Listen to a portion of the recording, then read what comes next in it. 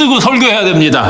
마스크 빼고 설교했다가 정부에서 나와가지고 지적을 받았어요. 그래가지고 당신 저 마스크 끼지 않고 설교하면은 교회 문 닫게 할 테니까 설교를 하더라도 마스크를 쓰라고 그래가지고 목사들이 마스크를 쓰고 설교를 합니다. 근데 우리 미국은 뭐 6피트, 7피트 이상 떨어지고 주변에 없으면은 뭐 그래도 설교자는 그 다음에 노래 지도하는 사람은 마스크를 벗어도 된다라고 하는 그런 가이드라인 때문에 저희가 마스크를 벗고 이렇게 설교를 하기는 하는데 얼마나 답답합니까? 얼굴과 얼굴을 대면하여 보는 그 기쁨이 참 그렇게 클 줄 몰랐어요. 그래서 지금 마스크를 쓰긴 쓰셨는데 제가 누군지 웬만한 분들 지금 다 기억하거든요. 이웃 사촌이셨다 보니까. 근데 어떤 분들은 마스크를 쓰시니까는 정말 몰라보겠어요. 답답합니다. 이것도 또 다른 애매한 고난이 아닐 수 없는데 오늘 우리가 하나님의 말씀을 통해서 고난을 이해하는 방법에 대해서 한번 생각해 볼까 생각을 합니다. 여러분, 우리가 인생을 살다 보면 겪게 되는 여러 가지 일들 중에 좋은 일만 일어나면 좋은데 실상은 그렇지 못해요. 고난이 많습니다. 어려움이 많아요. 물론 그 어려움을 세 가지로 보통 이해를 하는데, 첫째는 내가 예수를 믿기 때문에 어쩔 수 없이 받는 고난, 사단 마귀가 있고 죄가 있기 때문에 예수를 믿기 때문에 받는 고난이 첫째 고난이 있고, 두 번째 고난은 내가 자초해서 얻는 고난이 있어요. 그죠? 내가 자초합니다. 저 매마다 싸. 뭐 이런 얘기는 결국 그 얘기하는 거예요. 세 번째 고난은 애매한 고난이 있습니다. 애매한 고난. 어떻게 길을 가는데 뭐 어떻게 공사장 인부가 일을 하는데 위에서 벽돌이 떨어져 가지고는 내 발등이 찍힌 고난은 그 뭔 고난입니까? 그 애매한 겁니다. 그 애매한 고난. 그렇게 세 가지 고난이 있는데 그 고난을 이해하는 방법들이 참 나라들마다 또 사람들마다 종교들마다 가지각색이에요. 그래서 오늘 우리는 그리스도인으로서 그런 일들 당하면 우리가 그걸 어떻게 이해하여야 우리의 신앙의 유익일까를 한번 생각해 보려고 합니다. 여러분 어때요? 내가 예수 믿으면 그 순간에 모든 고난이 그냥 일순간에 싹 사라져버리고 100% 만사 형통해집니까? 그렇습니까? 아니에요. 어떨 때는요, 전혀 평탄한 삶을 사는 것 같은 삶을 살던 사람이 예수 믿기 시작하면서 고난의 불 속으로 뛰어드는 사람이 얼마나 많은지 몰라요. 그죠? 이전에는 전혀 반대도 받지 않았던 삶이 어떻게 이렇게 반대를 많이 받는지, 고난 속으로 들어가는 사람들이 보통 많은 게 아닙니다. 그래서 어떤 사람들은 어떨 적에는 예수 믿어서 당하는 어려움 때문에 내가 왜 이렇게 일찍 예수 믿어서 이런 고생을 하나 생각이 들 때가 있는 것입니다. 나도 누가 얘기하는 것처럼 깡 있게 살다가 내 멋대로 살다가 하고 싶은 거 다 하고 가고 싶은 데 다 가고 뭐 안식일 교인이기 때문에 못 먹는 거 많으니까 나도 누구처럼 그냥 먹을 거 실컷 먹다가 누구처럼 죽기 일보 직전에 꼴깍 숨 넘어가기 전에 예수님을 개인의 구주로 영접하면 십자가 옆에 강도처럼 예수님 나 구원하지 않으실까? 생각하는 사람이 있는 것입니다. 그렇게 생각하는 사람들이 많아요. 더군다나 우리는 제7일 안식일 교인이기 때문에 받는 그런 어려움들이 생각보다 많이 있습니다. 제대로 안식일을 지키려고 하니까는 참 일하는 데서 걸리적거리는 것도 많고, 일을 어레인지 하는데 얼마나 힘들고 어려운지 몰라요. 지금 제 집사람이 뭐 약국에서 일한 지 근 한 30년이 넘지만은 안식일 문제, 이 매니저가 되기 전에는 안식일 문제 참 그거 일 안 하려고 얼마나 애를 써왔는지 몰라요. 그게 고통인 것입니다. 종교의 자유가 있는 나라임에도 불구하고 그게 생각보다 쉽지가 않은 거예요. 그게 현실인 것입니다. 그래서 예수 믿으면 만사가 형통하다고 하는 말은 어떤 때는 이 말은 무리가 있는 것 같아요. 만사 형통하는 것 아닙니다. 공산권에서 신앙생활 하는 사람들 보셨죠?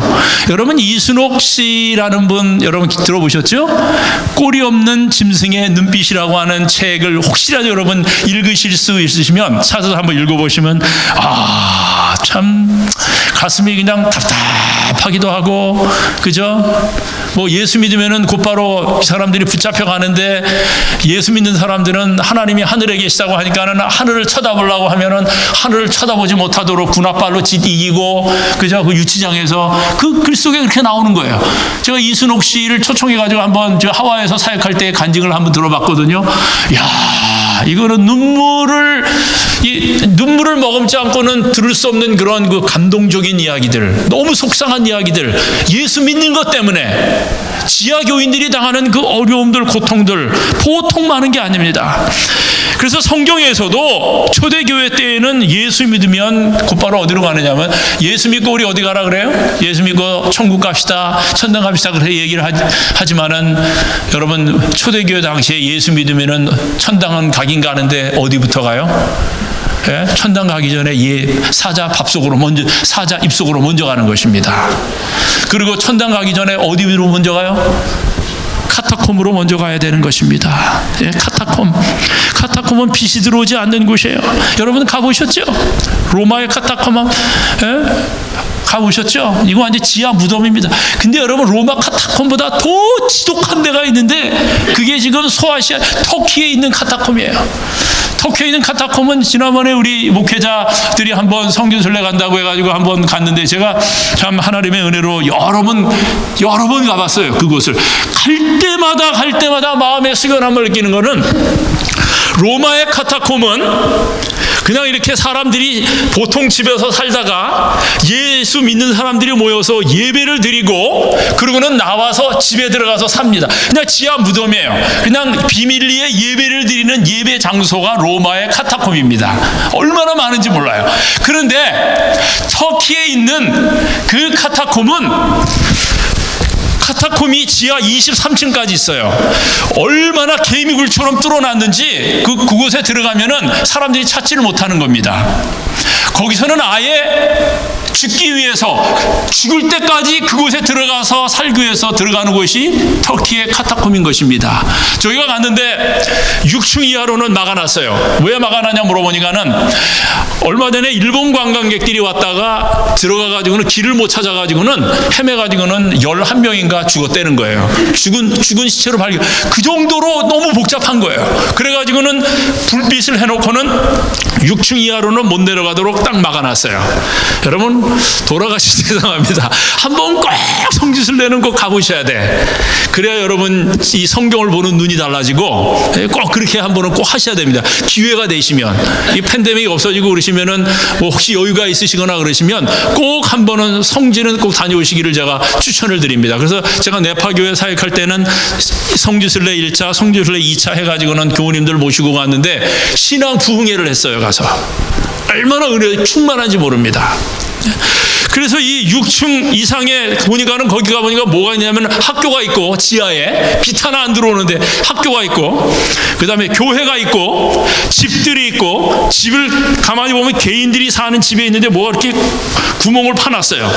그 구멍이 뭔가 해서 물어보니까는, 그 구멍이 사람이 거기서 살다가 죽으면은 그곳에 묻힐 석관이라면서 석관 자리 파놓은 거예요. 거기서 들어가 죽는 것입니다. 예수를 믿고 핍박을 피해서, 박해를 피해서 들어가서 마지막을 보내는 곳이 바로 그 카타콤, 그곳인 것입니다. 참, 이 모습이 예수를 믿었던 초대교인들의 모습이에요. 그래서 예수를 믿으면 무조건 만사형통하다는 말은 무리가 있는 것 같아요. 예, 물론 예수를 신실히 잘 믿으면 넘치는 축복을 받는 거 사실입니다. 얼마나 큰 복이 많은지 몰라요. 그죠? 못 살던 사람이 잘 살게 되고, 행복하지 못한 사람이 행복하게 되고, 불치병을 앓았던 사람이 하나님의 특별한 기적의 은혜로 불치병에서 노임을 얻게 되고, 그죠? 얼마나 하나님의 복이 넘쳐나는지 모릅니다. 그래서 어떤 때는 하나님의 복이 너무 넘쳐나서, 하나님 좀 그만하셔도 되겠습니다 라고 기도할 때도 있는 것입니다. 너무 하나님의 은혜가 너무 감사하고 충만해서요. 여러분, 우리는 남은 백성입니다. 그죠?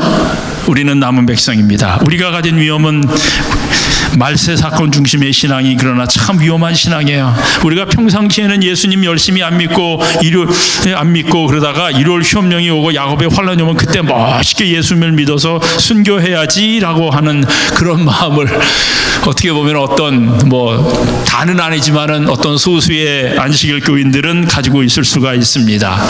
안식일 교인이기 때문에. 그러나 그거는 어떻게 보면 순교자적인 마음 자세를 갖고 사는 것이 아니라 활복자의 마음 자세를 갖고 사는 거예요. 예? 여러분, 우리의 신앙은 베드로나 요한이나 그리고 요한의 제자 폴리캅처럼 50년, 60년 아니면 70년 신실하게 예수님을 믿으면 내게 주님이 주시는 은혜가 너무 커서 그 은혜를 매 순간 받으면서 살면 핍박이 오고 환란이 와서 우리가 예수를 믿는 것 때문에 잡혔어요. 너 예수 부인해. 목에 칼을 들이대고 총을 들이대고 위협을 합니다. 너 예수 부인하면 살 수 있어라고 이야기를 할 때에 우리가 40년, 50년, 60년 신실하게 주님의 은혜를 받으면서 살면 그 순간이 다가오면 우리가 무슨 얘기를 하게 되냐면 심지어 폴리캅이 그렇게 얘기했던 것처럼 너 예수 부인에 잡혔어요. 서머나 교회의 감독이었던 그 폴리캅이 잡혔습니다. 예수 믿는 것 때문에. 너 예수 부인하면 살려줄게라고 이야기합니다. 십자가에다가 그를 세워놓고 그 아래에다가는 완전히 장작불을 피워놓고 칼을 들이대면서 너 지금 예수를 부인하면 살려줄게라고 이야기할 때에 그 폴리캅이 뭐라고 이야기하면서 순교합니까? 황제시여. 그때 황제가 도미시아누스 황제예요. 황제시여, 예수님께서 80내 평생에 한 번도 나를 실망시키지 않으셨는데 내가 어떻게 이 순간에 예수님을 부인해서 예수님을 실망시킬 수가 있겠습니까? 그렇게 고백하는 것 때문에 예수님께 다시 한번 자기 자신을 헌신하는 모습을 보니까는 그 옆에 있었던 그 로마 병정이 눈을 찔러가지고는 그러고는 그 장작더미에 불을 지펴가지고는 화형시켜 죽였어요. 그게 바로 폴리캅이 순교당하던 순교 방법의 모습이었어요. 참, 여러분, 하나님께서는 우리에게 감당할 시험밖에 안 주십니다. 우리가 평상시에 받는 은혜가 우리를 환난에 대하여 준비시키는 것입니다. 그래서 늦은 비를 받아야 환난이 임한다는 것입니다. 여러분, 늦은 비는 은혜를 홍수처럼 받는 것인데 여러분, 은혜 받는 사람 모습 보셨지요? 교회에 와서도 우리가 은혜를 받아야 되는데 교회 와서 은혜를 받으시는 분, 말씀으로 은혜를 받든지 교우들의 아름다운 헌신의 모습으로 은혜를 받는 사람들을 보면은 얼굴에 그냥 은혜 받는 모습이, 기쁨의 모습이 가득하게 나타나요. 그래서 우리 목사들은 교인이 힘들게 교회를 찾아오면 무슨 일이 있어도 은혜를 받고 가도록 해야 되는 것이 우리 사역자들의 모습이고 교회 지도자들의 모습인 것입니다. 그래서 기쁨으로 집으로 돌아갈 수 있도록 교회 오면은 그냥 부담이 돼가지고 인상 빡빡 쓰고 돌아가면 안 돼요, 그거는. 그죠? 그래서 은혜 받는 사람이 풍족히 은혜를 받는데, 나한테 왜 이렇게 은혜가 이렇게 임하지? 그러면서 막 신경질 부리는 사람 보셨어요? 은혜가 깊이 임하면은 마음에 감동이 되어서 얼굴에, 그죠? 미소가 있는 것입니다. 여러분, 그래서 은혜라고 하는 말은 카리스로, 헬라어로 카리스라고 하는 말인데 이 말을 다르게 번역하면은 기쁨이라는 뜻이 들어가 있어요. 그래서 은혜 받는 사람은 기쁩니다. 기뻐요. 그래서 우리가 기쁘게 살면 우리의 몸에 뭐가 나온다고 그래요? 엔돌핀이 나온다고 그러죠. 이 엔돌핀이 하는 일이 고통을 경감시키고 몸을 회복시키는 일을 한다고 그러죠. 이것이 환난을 위한 우리의 준비인 것입니다. 은혜를 경험하는 사람에게는 순교는 아무것도 아닌 것입니다. 은혜를 충만히 받고 있는 사람은 기쁘기 때문에 그 기쁨 때문에 엔돌핀이 얼마나 충만하게 나오는지 몰라요. 그래서 그렇게 충만한 기쁨으로 사로잡혀 있는 사람은 너 예수 믿으면 죽인다고 해가지고 칼로 찔른다고 할지라도 너무나도 엔돌핀이 모르겠어. 과학적으로 그게 이해가 되려는지 모르겠지만은 너무나도 은혜에 충만하기 때문에 아픈데도 불구하고 아픔을 느끼지 못하는 것입니다. 여러분, 그래서 요한이 예수 믿는 것 때문에 어디에 들어갔어요? 마지막으로 끓는 기름가마 속에 들어갔잖아요. 그거 튀어 죽임을 당해야 마땅하잖아요. 근데 죽임을 당했어요?